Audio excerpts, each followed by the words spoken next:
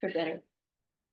Okay, so this morning, what I'd like to do is I'm going to share something actually related to last week's Parsha. I spoke about it in Shul on Friday night and got a lot of feedback and questions and comments. So I figured I'll share here and share some of the questions and comments that have come and what we've suggested. So the topic in question is, I guess, a troubling story for many in last week's Torah portion. I hope everybody knows what I'm talking about, I assume. Yeah, if you read the Parsha last week, the story of the Akedah, the binding of Isaac. Especially to our modern sensibilities, it's, I guess, to any sensibilities, to just parental sensibilities, it's a very, what's the right word, peculiar story. Hashem asks him to sacrifice his own child. He's ready to do it. He's praised for it. And then God tells him, no, don't. It was a test. So it's difficult to derive what the message here is. Is sacrificing a child good or not good? God tells him not to, but God did tell him to, and his willingness to do so is praised as a good thing. Yet, many parshas later, in the commandments and the prohibitions against idol worship and the various different forms of idol worship, we have an explicit prohibition against a particular idol worship called the Molech. And there it says not to sacrifice your son. That's barbaric. Don't do that. But a couple parshas earlier, God did tell him to do so. So is it barbaric or not barbaric? But not to sacrifice them to other gods. So to God would be okay? Maybe. So it's not exactly quite clear what this means and how we're supposed to understand this. And there's certainly a lot written about this, and it makes many uneasy every year when they get to this portion. And for many of us, we read it every morning in davening, and if we're paying attention to the words, we actually read it every day. In part of our intro to the morning prayers, we recite the story of the Akedah every day. So it's something that we're saying as a praise, right? Look at what Avram did. And we invoke that merit. In fact, somebody asked me this morning, and hopefully if you remind me, I'll share the answer at the end, or a suggested answer at the end. Someone asked me that in slichas, in the slichot that we do in El or Aseret Metshuva or Rosh Hashanah and Kippur, we say a list of Misha Ana, right? We say the one who answered so-and-so at so-and-so should answer us, the one who answered so-and-so at so-and-so. So we include Misha Ana Lavra Bahar Moriah, the one who answered Abraham at Mount Moriah, he should answer us. And somebody asked, well, first of all, that itself tells us that, again, we're invoking it as a positive. But somebody actually asked me, what prayer was there? What prayer did Avram offer that God is responding to? There's no prayer there. There's an instruction from God to sacrifice his son. He's ready to do it. God tells him no, and that's it. Where's the prayer? So that's an interesting question, and God willing, at the end, I'll share a suggested insight. Now, the peculiar nature of this whole story is, in fact, wrapped into the praise, right? Meaning, what makes this test so valuable, or the fact that Avram passed this test so incredible, is that it wasn't rational. It didn't make sense. Not only just on a human level, but also God promised him that Isaac will be his progeny. And then he's told to go sacrifice it. So it doesn't just contradict his own fatherly instincts, but it contradicts the conversations he himself had with God earlier. And yet he didn't question and did it. So the peculiar nature of the story is part of what's wrapped into the praise, which I guess makes it even doubly peculiar. Like, what's going on here? How are we supposed to understand this? So what I'm going to share with you is primarily my own suggested insight, obviously taken from various sources, as I'll share, but it's primarily just my thinking on it. And therefore, you're welcome to reject it and disagree if you don't like it. Okay, so something like this. We know, first of all, from Torah sources, Torah tells us not to follow the Molech and sacrifice our child. Means that it wasn't an uncommon occurrence that someone would sacrifice their child to idolatry. This wasn't uncommon. And this is, of course, corroborated by just conventional secular history. People did this. People sacrificed their children to the gods, whatever the particular preferred god was. It wasn't something that was completely out of the question. That itself begs the question, did human nature so drastically change? Did people not have parental instincts not to kill their own kids? or they're willing to override them in mass or on a regular basis. I don't know how frequent, but somewhat frequent, I suppose. Or people sacrificing their own kids. What were they thinking? What were they doing? It's insane.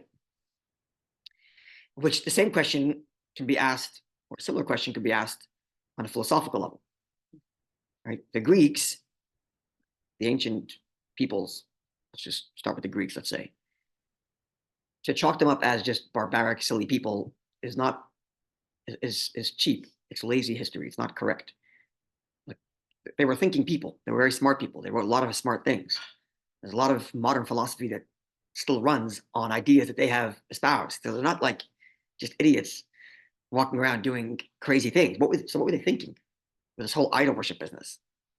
Now, especially if you take Torah's narrative and God created the world, and there were people who remember the creation, or you met people who met people who met people who saw creation. What were they thinking? What were they thinking in this whole idol worship business to begin with? So Rambam addresses this. So I'm taking this now from Rambam, what I'm about to share with you, and I'm adding some layers of suggested insight. So Rambam essentially says as follows. He gives it like a historical timeline. He says that people believe God created the world, right? That was the default, because God did create the world. So the people that were there knew it, and they were told their kids, told their kids, told their kids. Certainly Noah knew it, and he's the father of all humankind. He would have known. God spoke to him. He was in the ark. He comes out, tells his kids, yep, there's this thing called God. He created the world, and he told me to do X, Y, and Z, and that's why we're here, right? So they would have known that. But then 10 generations later, by the time Abraham comes around, the whole place is worshiping idols. So something broke down in the communication here. So go something like this, explains Rambam. People look around the world and they see multiple competing forces. Well, it's maybe God's on top of it all, and yes, God created them, all of them, but God created competing forces. Physical forces. There's the forces of warmth, and the forces of cold. There's the forces of rain, and there's the forces of fire, and there's the forces of, things that grow in the earth, and there's forces that stop things from growing in the earth. Right? So there are a bunch of competing forces in the world. If you want it to be a little more metaphysical, there are metaphysical forces in the world. There's the force of love. It drives people to do a lot of things. There's the force of hate. It also drives a lot of people to do a lot of things. Mm-hmm. And there's the forces of jealousy, of greed, compassion. There's all these different various competing forces in the world that we internally sometimes feel ourselves being pulled apart by these various different forces that exist. And the world at large is, as it were, being forced by all these various different forces that exist. The force for rain is making things grow, and the force for frost is stopping things from growing. And the force for, there's all kinds of things, both in nature, and the psychological nature of the makeup of the universe, various different forces that, at least on a surface understanding, compete with one another for like dominance over the universe or over the person. So even if they would believe that God is on top of it all, God created all these forces, but the thinking was something like, okay, God's quote unquote busy, or it's like, it would be almost like silly to talk like the top boss when I just need something in particular. So whatever particular force I'm in need of now, I'll just go to that one. So if I'm in need of warmth, I'm going to go to the sun, because that's a force of warmth in the world. Or if you want to make it more like psychological, if I'm feeling in need of, I don't know, if I'm being swept up by jealousy, that's what I'm giving into, then I'm going to worship that jealousy, to build it, to make it more, to drive me more. Or love, or hate, or the forces of war, or the forces of peace, right? And sometimes I'll be bouncing between two different forces, and sometimes I'll be worshiping and sacrificing to this God, and sometimes worshiping and sacrificing to that one. And of course, with all of this thinking, there are charlatans, explains Rambam, who comes along and say, well, you want that force called the force of warmth in the world? I know how to communicate with it. Here, do this and this and this and this. Give me a few dollars, and you'll see the force of warmth is going to provide warmth for you. Right? But the thinking doesn't start from the charlatans. The thinking starts from looking around the world, seeing competing forces, and assuming that they all have independent power, that one against the other, even if there's one God above them all. Right? And this explains why a particular city or country can worship a God, and that's not a contradiction to the fact that another country has another God. Right? So our country has our God. We come to the other country that has their God. We fight, and look, our God's stronger than yours. We won. Right? And that's fine. You have your God, we have our God. Which is fine, because there's the force that dominates in your culture, and there's the force that dominates in our culture. So when we think about, this is more or less what Rambam describes, which, by the way, just in parentheses, when Alexander the Great conquered the world and he came to Jerusalem, he didn't destroy it initially. He came in peacefully, whatever peacefully. He dominated without actual battle, but he stayed there for a while, and only once he died and the Greek army, the Greek empire split up, did Hanukkah happen sometime later. But initially, he's just there. He's spending some time there, and he was fascinated by this whole Jewish thing because it was the first time he came to a country in which he said, "Look, our God's going to dominate your God," and they said, "No, our and yours just one." He's like, "Wait, what? One God for everybody? I never heard such a thing." Well, we know there's a God on top of everything, but like, what's your particular God? Like, what's the forces that you particularly worship? Like, what are the forces that dominate your culture? And Jews like, well, just one, the one that's universal, the same that dominates yours. I'm like, what? It was an eye-opening to him. And we have in the Gemara recorded conversations that Alexander or other Greeks would have had with sages, all revolving around this question about the nature of one God that's reflected in different cultures that have different forces. Right? This is the context in which the Greek philosopher asks one of the sages, you say that you only have one God, but then you also say that every minion group of 10 people have the presence of God. So how many presence of God do you have? To which he gives the analogy that if you have a sun and you have a bunch of droplets of water, then the entire sun is reflected in every single drop of water individually. So even though when you look at the droplets of water, you see a bunch of different suns, it's really only one. This is kind of the dialogue between the monotheists, the Abrahamic Jews, versus the Hellenistic, paganistic Greeks who are saying, well, look, I see a bunch of different forces and each country has its own sun. So it's a bunch of different forces. And the Jews say, no, one force reflected in all. This was Abraham's chiddush. This is what he came to teach in the universe.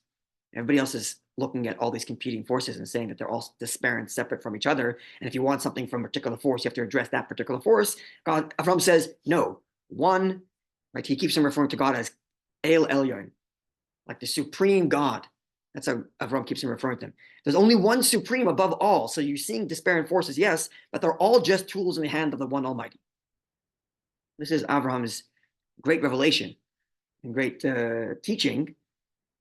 All the forces you see as competing are really only one at the core, right? Which also explains something else. We have in Hasidic sources and others that the worship of idol worship was selfish, and the worship of God is to self-surrender. Why? People sacrifice tons of things to their idols. Like, you only worship the God if you want something out of it.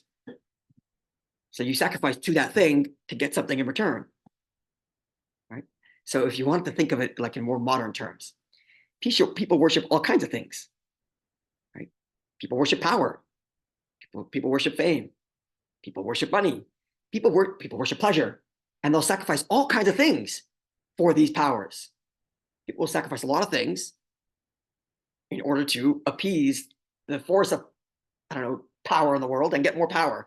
Or they'll sacrifice all kinds of things, including their own children, for the God of pleasure. And hopefully in return, they'll get some pleasure in life. The same thing with fame, with all these forces. We're a little bit more subtle about our forces than they used to be. They used to be much more brute about them. The sun is one force and the moon is another. Okay, so we looked a little science and we discovered that these things don't have independent forces. Very nice. But there are other forces in the world that we worship. And we sacrifice lots of things to these forces, including our children. People sacrifice their children for all kinds of forces that they feel will give them something in life. And sometimes you feel like worshiping this God and sometimes that God. And a little tongue-in-cheek, but not so tongue-in-cheek. If we wanted to, we can say, in some cities they worship the God of pleasure, other cities they worship the God of fame, other cities they worship the God of money. And sometimes I want to go to that city, worship that God a little bit so I can get a little bit of money, and then I'm going to go to that city, sacrifice a couple of things on the way so I can get some fame, go there for a little bit, right? And really what I'm doing is I'm bouncing around between quote unquote gods and sacrificing all kinds of things in my life, hoping to get something back in return from that God. So we are much more subtle about it because thank God we've advanced since Abrahamic times, and the ideas of Abraham that there's only one true force in the world has seeped into our psyche and our thinking, and really at the world at large. I don't know that anybody thinks that the sun and the moon compete with each other anymore. People don't believe that anymore. They certainly used to. Now they don't. I mean, science believed it, science wasn't separated from religion like it is today. Science, philosophy were all, it was one thing. So they believed, scientifically speaking, that all these forces are competing. So all these forces are competing. So depending on which force you want, that's the one you go to. Okay, so we don't have that anymore. We don't think that sun and moon compete. We don't think that winter and summer compete. But maybe money and power compete. So I have to like sacrifice money for the sake of power, or sacrifice some power if I want to get more money. Maybe, I don't know, the force of lust competes with my force of compassion, and I have to like sacrifice one for the other, maybe. So we're a little more subtle about our quote unquote idols and the sacrifices we make for these quote unquote idols, but they still exist in some way. We're just a little more subtle about them, but they still somewhat exist. In Hasidus, the way Hasidus translates it is something like this. The word for idols in Hebrew is avodah zarah, which literally means foreign worship. Avodah is worship, Zara is foreign. So Avodah Zarah in the literal sense is a foreign worship. This is, is God, and you're worshiping some other foreign entity. And Chassidus says anything that is foreign to the worship of God is Avodah Zarah.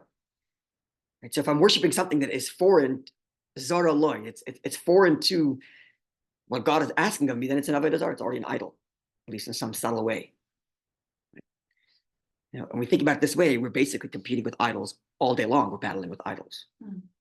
The idols in here, all the different powers that I'm ascribing such value to, that I'm willing to sacrifice to, including our own children. I don't have to elaborate on that. We all could be self-reflective and be aware of when we want something out of some particular force in the world, so we'll sacrifice our friends, our relationships, our kids, whatever is there, because I would need to get something out of this particular power, whether it's money, pleasure, jealousy, whatever that thing is that's driving me to give up on all the other things, because I want to get something out of that. It's a sort of sacrifice of our even our children, right? So this explains a culture in which sacrificing your children to the gods was understood, was expected. You want to get rain, there's a force of rain in the world, there's a force that provides food. You want to get it, you got to sacrifice. There's things you got to give up. You can't have everything. So if you'd like to have, right, you can't have everything, you have to give up some things for others, good. So you can't have everything. You want to have a countryside that produces lots of wheat so we can eat, good. There's going to be things you're going to have to sacrifice, and if it means your kid, so be it. Otherwise, we're not getting any wheat and flour. So sacrifice your kid. This was the culture, this was the thinking. Even if what they were seeking, so in Abrahamic times, maybe they were worshiping to get wheat. Maybe, in Greek times, maybe later times would be, maybe they wanted enlightenment. I don't know, whatever it is they wanted. But if there's some force that exists out in the world that's going to provide for them, people are willing to give up lots of things, up to and including their own children. Okay, so now when Avram is told, sacrifice your son, sacrifice your your literal future and your spiritual future.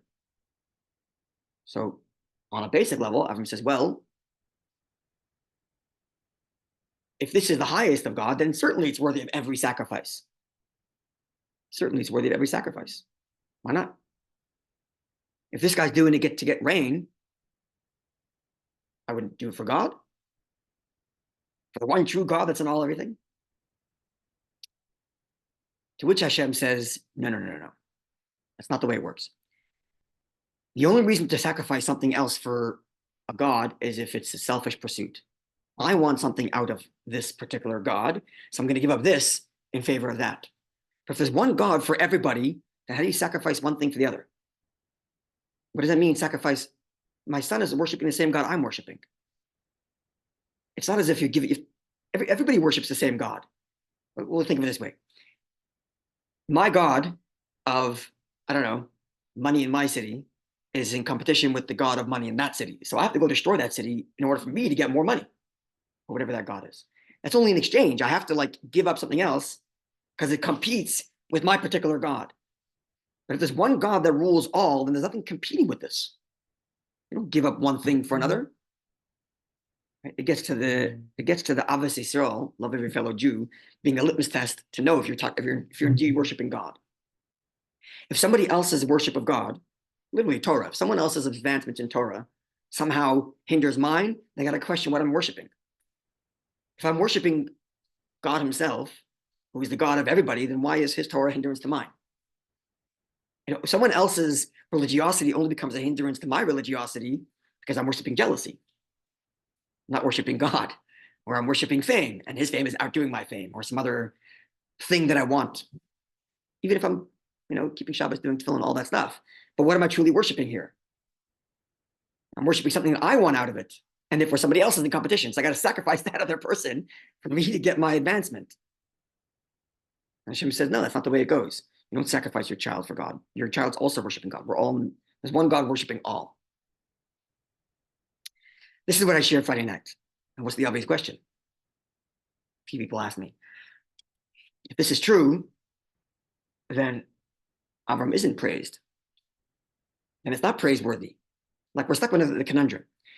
Hashem says worshiping children is no good, but then we're praising Avram sorry, God says we're sacrificing children is no good. Don't sacrifice to the Moloch. That's not the way you worship God. Everybody's together. No such thing as sacrificing one person for another. Everybody's part of one's worship of God. Great, because there's only one God. You don't have to get anything out of it. We're all worshiping the same thing. Wonderful.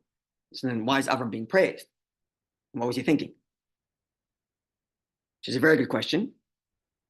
And this is a suggested answer, perhaps. There is a passage in chapter 49 of Tanya in which the author makes a statement that for a very long time troubled me. He says that there's this the chapters preceding chapter 49, he's describing various different levels of love of God, higher and higher levels of love of God. And so finally he gets this lofty level in which the person is so dedicated and so devoted that nothing stands in his way. And I quote, not his wife, not his children, not his parnasim. Nothing gets in his way. And it always felt uneasy with it. What does that mean? It could be misinterpreted, certainly, as very selfish. Mm-hmm. Like I'm on the spiritual trip, forget my kids and wife. It's just something about it. Anyway, so that was that. So I read the passage. I didn't understand it. Good for me. Like it's not my issue. Anyway, I was talking to a friend, talking to someone who was struggling with some form of addiction and was going through one of the AA programs. And they shared with me the following, that one of the teachings that they share is you cannot make excuses for missing meetings. You can't say, oh, I had to be at my kid's recital, so I didn't go to the meeting. I have to be at this. I could have missed this. I could have missed that. My family here have that. There's no such thing. This has to be, you don't miss it, period. At all costs, you never miss it. Why? Because if you miss it, and you're supposedly doing it because you want to be there for your family, you're missing those meetings will end up ruining you, and you won't be there for your family at all. So in fact, in this strange sort of paradox, your willingness to be dedicated to your growth at the expense of everybody makes you able to be there for everybody. Because if you don't go through that, the person doesn't go through that healing and is not dedicated to the growth of that healing, they're going to destroy their family that they're trying to save by missing the meetings. So when he told me that, then I understood this passage in Tanya. It says, it's not that a person, and this is perhaps how to explain Avram's dedication and this whole dialogue between God, Avram being willing to sacrifice his children that's praised, whereas God tells him, no, that's not the way we do it.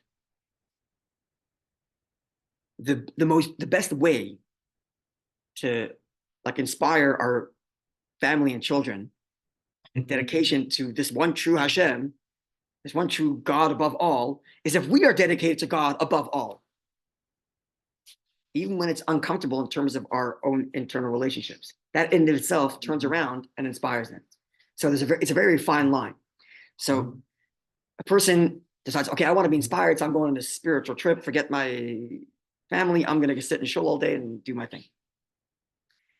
And when he comes home, what does he come home with? Does he come home with, these people are so annoying, they're in the way of my serving Hashem? If that's the way that he comes home, then when he was out there, he was worshiping an idol and he was sacrificing his kids. But if he comes home and he's coming back full of inspiration, has so much to share with his family, then he was sharing God. Even though he, quote unquote, sacrificed his children because he put the meetings above all else, but he came back to inspire the very people that he left. So he actually brought them along in that very journey that he was supposedly, quote, sacrificing. It's a very, very subtle thing. There's a mimer, there's a discourse from the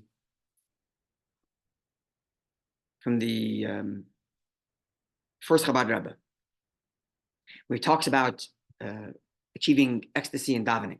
And the person's praying and he's reaching higher and higher levels and he's feeling all connected.